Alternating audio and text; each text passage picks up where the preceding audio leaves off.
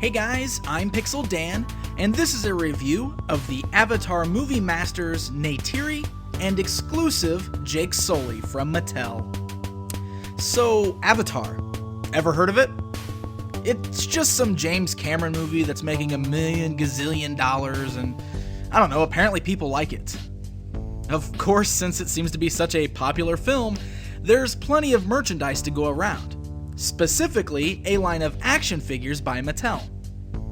Now, we already took a look at some of the various Avatar offerings from Mattel way back before the movie even came out, and before we even really knew much about it. So now that the Avatar train is a-rollin', I thought I'd take a look at a few more of the figures from the Movie Masters line. Now, the Movie Masters line is about 7 inches in scale and is meant to be the collector-based line. Therefore, you would expect these to be more detailed, more posable, and appealing to the collector-based market rather than the kid-based market. So let's start by taking a look at the one figure that seems to be the most popular and hard to find right now, Neytiri. Now, Neytiri is the lead female character from the movie. She's the Na'vi tribeswoman who has been given the responsibility of teaching Jake Sully what it's like to be one of them. Neytiri's figure is very slender and very tall. The proportions do seem fairly accurate for the Na'vi females, but something about this figure just looks off to me. It's hard to lay my finger on it, but I'm going to blame the joints. Now, the figure has a pretty decent amount of articulation. If you're at all familiar with Mattel's DC Universe Classics line, know that her articulation is about the same as those. But the fact that her body is so slender and has no real clothing to help hide the joints, the overall look of the figure just seems a bit awkward to me.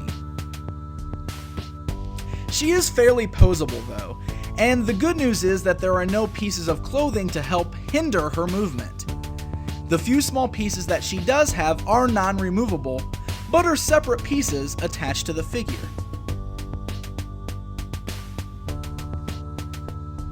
The face sculpt on Neytiri is, well, okay. It's not terrible, but it leaves a lot to be desired. The overall paint job on the figure seems fairly accurate, but is not as detailed as one would hope from a collector's line. Something about her markings just don't seem vibrant enough. Neytiri includes one weapon as an accessory, a bow and arrow. The bow is permanently in the position with the arrow drawn, ready to fire. Now, Neytiri can be posed to look like she's about to shoot, but it's a bit awkward trying to get her posed there. Now, just as with the rest of the Avatar figures, Neytiri also comes with her own eye tag, which we showed you how to use in some of our earlier Avatar reviews, so I'm not going to get into that again here. If you do want to see them in action, just track down one of our old review videos. Okay, now let's take a look at the exclusive version of Jake Sully.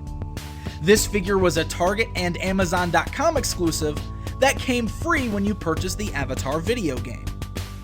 Jake comes in a small poly bag rather than the usual blister card, and depicts the character as he appeared during his first Avatar outing on Pandora.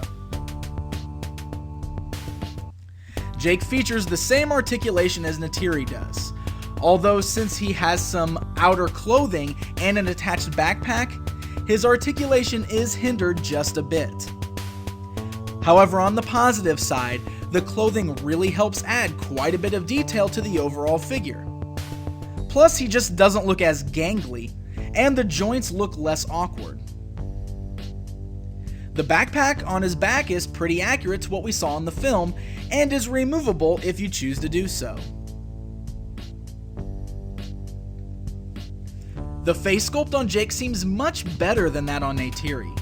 I don't know exactly what it is, but his features almost seem more pronounced than hers. Also, the coloring on his skin is a tad darker, something I think could have really improved the overall look on Neytiri. Jake also comes with a rifle as an accessory that could easily be placed in his hands. The Avatar Movie Masters line, while meant to be for the collectors, does seem to be a tad lacking in the detail department. I don't think these are bad figures, but I find myself a bit let down by them. However, fans of the films will surely eat these up. In fact, Neytiri is already one of the hardest figures to find out there right now. That may change, but there's no question that Avatar is currently a hot property.